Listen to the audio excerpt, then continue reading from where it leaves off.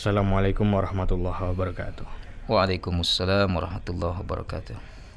Ustadz, kita sebagai muslim tentu juga wajib kita memuliakan saudara-saudara kita sesama muslim. Apalagi juga kita memuliakan tetangga. Yang kalau dibilang tetangga itu adalah saudara terdekat kita ya Ustadz ya. Bagaimana Rasulullah menyontohkan adab kita atau akhlak kita terhadap tetangga ini Ustadz?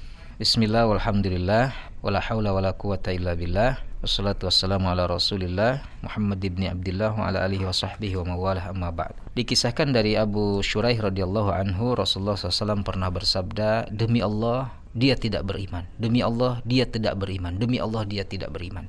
Seorang lalu bertanya, Rasulullah, siapa yang tidak beriman itu? Beliau bersabda, orang yang membuat tetangganya merasa tidak aman dari kejahatannya. Hadis riwayat Bukhari. Tentu ada hal menarik dari redaksi hadis ini, sampai Rasulullah bersumpah 3 kali, demi Allah, demi Allah, demi Allah tidak beriman, sampai 3 kali. Bahkan beliau menjatuhkan vonis yang sangat keras, yaitu tidak beriman. Itu tatkala beliau mengungkapkan esensi hidup bertetangga. Jadi Rasulullah tidak pernah mengulang-ulang sebuah pernyataan kecuali pernyataan tersebut menyangkut sesuatu yang penting. Pasti ada yang penting ini, sampai berkali-kali beliau mengulang pernyataan tersebut. Dengan redaksi seperti itu tergambar bahwa hubungan bertetangga itu menempati posisi yang sangat penting dalam Islam. Mengapa Rasulullah menganjurkan umatnya untuk berbuat baik pada tetangga? Bahkan tidak membedakan agama, tidak membedakan suku atau ras. Yang penting tetangga gitu. Ya, karena ketika tetangga itu adalah seiman dengan kita, maka dia punya banyak hak dari kita. Hak sebagai sesama saudara muslim, hak sebagai tetangga, hak sebagai manusia. Jadi ada hakul insannya juga sebagai manusia. Apalagi kalau tetangga kita ya sudah tetangga muslim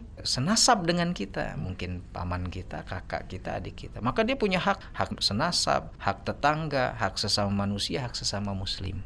Maka itu yang harus kita jaga. Tapi kalaupun berbeda agama, dia dalam Islam ada hak manusia dan hak bertetangga. Bahwa dia pun walaupun beda agama, dia adalah manusia. Orang itu walaupun beda agama, dia juga tetangga kita yang hidup berdampingan dengan kita. Makanya Rasulullah menganjurkan umatnya untuk berbuat baik kepada tetangga dan tidak menyakiti mereka sedikit pun. Dalam Islam, akhlak mulia adalah kunci yang pertama dan utama. Jadi ia adalah bukti keimanan yang harus terwujud dalam kehidupan seorang muslim. Kadang orang gak lihat dia mau agamanya apa, tapi kan kadang lihat akhlaknya dulu. Sehingga wah, lihat hebat akhlaknya. Makanya Rasulullah banyak dikagumi oleh lawan sekalipun karena akhlaknya.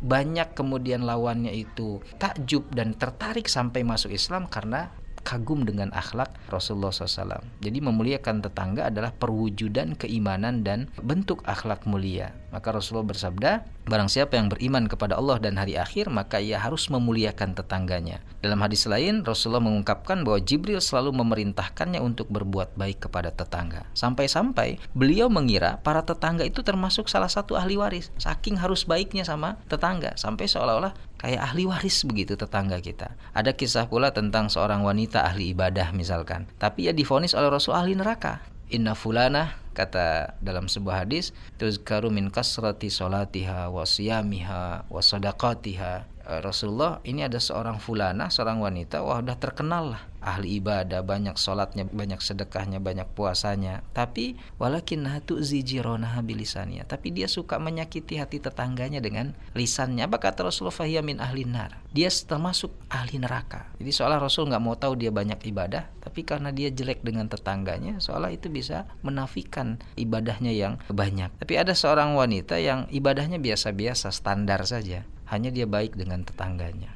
Maka kata Rasulullah, dia min ahlil jannah, dia termasuk ahli surga. Jadi selain bukti keimanan, memuliakan tetangga pun dapat melahirkan keharmonisan hidup di masyarakat. Maka di kita ada rukun tetangga. Nama itu kan punya arti filosofi supaya dengan tetangga tuh rukun. Karena kalau udah nggak rukun, kita mau rumah besar pun, di komplek yang mewah pun, kalau nggak rukun dengan tetangga, nggak betah kita. Walaupun rumah kita besar, karena dengan tetangga berantem terus, nggak saling sapa, nggak saling tegur, wah itu bahaya. Kita hidup seolah-olah seperti di tengah hutan yang nggak punya kawan, nggak punya tetangga sama sekali. Itulah bagaimana Islam sangat memuliakan tetangga. Tidak akan ada lagi permusuhan ketika kita memuliakan tetangga, kebencian, kesenjangan, egoisme, dan saling merendahkan. Dan inilah landasan awal bagi terbangunnya sebuah masyarakat yang baik. Wallahu a'lam bishawab.